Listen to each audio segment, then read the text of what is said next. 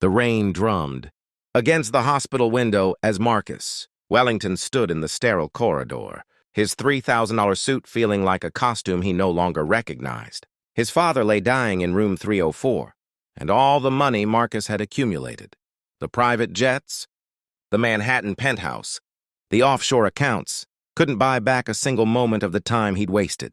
3 months. That's what the doctors had given his father, James Wellington. 3 months to reconcile 30 years of distance, of missed calls, of choosing board meetings over birthday dinners. Marcus had thrown money at the problem, as he always did, hired the best specialists, transferred his father to the most prestigious hospital, arranged for private nurses around the clock. But money couldn't erase the look in his father's eyes, a mixture of pain, resignation, and something else Marcus couldn't quite identify. What haunted Marcus most wasn't just his father's illness. It was watching a proud, vibrant man, the same man who had taught him to ride a bike, who had worked double shifts at the factory, to send him to college reduced, to this frail figure who could barely lift his head from the pillow. James had been diagnosed with advanced stage cancer, but Marcus suspected the real disease eating away at his father was loneliness.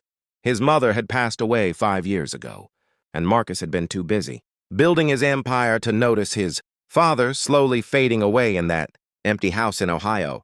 Then there was Eleanor. Marcus had met his wife at a charity gala 7 years ago. She was different from the socialites who usually orbited his world, quieter, more thoughtful, with eyes that seemed to look past his wealth to something deeper. Their marriage had been good, or so he thought. But lately, Eleanor had become distant, secretive. She disappeared for hours at a time, offering vague explanations about errands or visiting friends. Her phone was always face down on the table. She startled when he entered rooms unexpectedly. The signs were all there, screaming at him in a language he didn't want to understand. It started 6 weeks into his father's hospitalization.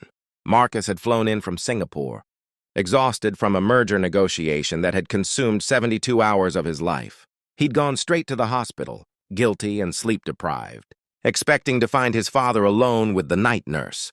Instead, he found his father sleeping peacefully, a genuine smile softening the harsh lines pain had carved into his face. On the bedside table sat a still warm cup of tea and a half-finished crossword puzzle, his father's favorite kind, the cryptic British ones he'd loved since childhood.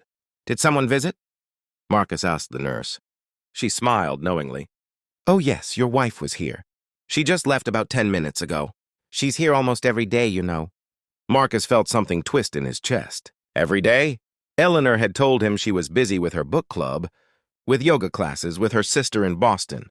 Not once had she mentioned visiting his father. He began to pay attention. He started noticing the small things. Fresh flowers in his father's room that he hadn't ordered, replaced every few days. His father's favorite snacks, those specific European cookies that were hard to find, sitting on the windowsill. The way his father's eyes would light up when he checked his phone, reading messages that made him chuckle softly. Marcus's suspicions grew darker. Was Eleanor having an affair? Was she using his dying father as an alibi to cover her tracks? The thought made him sick, but it explained everything, the secrecy, the lies, the way she deflected his questions. He hired a private investigator, hating himself even as he did it, but needing to know the truth. The investigator's report arrived on a Thursday. Marcus opened it in his office, hands trembling, prepared for photographs of Eleanor with another man. Instead, he found something that made no sense. Surveillance photos of Eleanor at the hospital. Yes, but also at a community center in Queens, at a physical therapy clinic, at a small apartment building in a working-class neighborhood. No men, no romantic meetings, just Eleanor, going places that had nothing to do with their life in Manhattan. Confused and frustrated, Marcus decided to see for himself. The next afternoon, he told Eleanor he had a dinner meeting and instead followed her. She drove to the hospital, but instead of going to his father's room, she went to the cancer ward's common area. Marcus watched from around a corner as she pulled out a guitar. When had Eleanor learned to play guitar? And began to sing. Her voice was soft but steady, filling the dreary space with warmth. Patients in wheelchairs and their families gathered around. She sang old classics, folk songs, hymns that Marcus remembered from his childhood. After each song, she moved through the crowd, talking to people, holding hands, listening to stories. She spent 45 minutes there before heading upstairs to his father's room. Marcus followed, staying out of sight. Through the partially open door, he heard Eleanor's voice, animated and cheerful. "Okay, James, I brought the photos you asked for. These are from when Marcus was 8 at that baseball game. Do you remember?" "God, yes," his father's weak voice responded, but there was joy in it. He caught that foul ball and wouldn't stop talking about it for weeks. Thought he was going to be the next Mickey Mantle. Eleanor laughed. "He never told me that story." "What else haven't I heard?" For the next hour, Marcus stood in that corridor, listening to his wife and his father share stories about him, about the boy he'd been, the man he'd become, the moments that had shaped him. Eleanor asked questions, really listened to the answers, and carefully recorded everything on her phone. His father's voice grew stronger as he talked, animated in a way Marcus hadn't heard in months. When Eleanor finally left, Marcus couldn't move. He slipped into his father's room, finding him tired but genuinely happy, tears streaming down his weathered cheeks. "She's something special, your Eleanor," James said softly. "Reminds me of your mother. That same kindness that doesn't ask for anything in return." "Dad, I don't understand. How long has she been coming here?" "Since the beginning, son. Every single day, sometimes twice. She sits with me, reads to me, helps me with my physical therapy exercises. Did you know she's been tracking down all my old friends? She found Tommy Kovac, hadn't seen him in 40 years. He came by last week. We talked for hours." James paused, catching his breath. "She's also been visiting other patients who don't have anyone. There's a young mother on the 3rd floor, single, with 2 kids and no family. Eleanor's been helping with her children, bringing them homework, taking them to the park so their mother can rest." Marcus felt his throat tighten. "Why didn't she tell me?" His father fixed him with a look that cut. "Through all his wealth and accomplishments. Maybe because you were too busy to ask. Or maybe because she's not doing it for recognition. She's doing it because it's who she is." The truth hit Marcus like a physical blow. While he'd been obsessing over profit margins and stock prices, convinced he was showing love through expensive treatments and private rooms, Eleanor had been giving something infinitely more valuable: her time, her presence, her heart. She'd been secretly healing not just his father, but herself, finding purpose in service while Marcus had been too blind to see.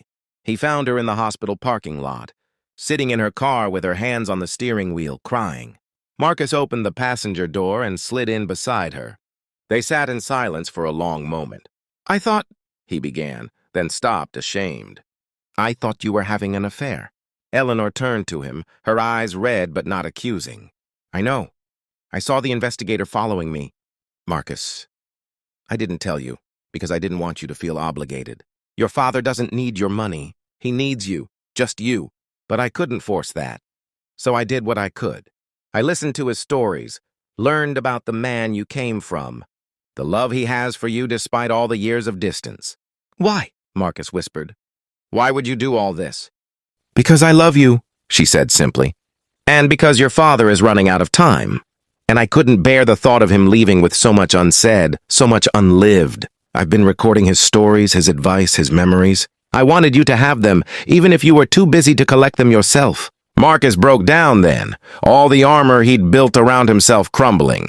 Eleanor held him while he sobbed, releasing years of guilt, regret, and misplaced priorities. When he finally composed himself, he made a decision that would have seemed impossible just hours before.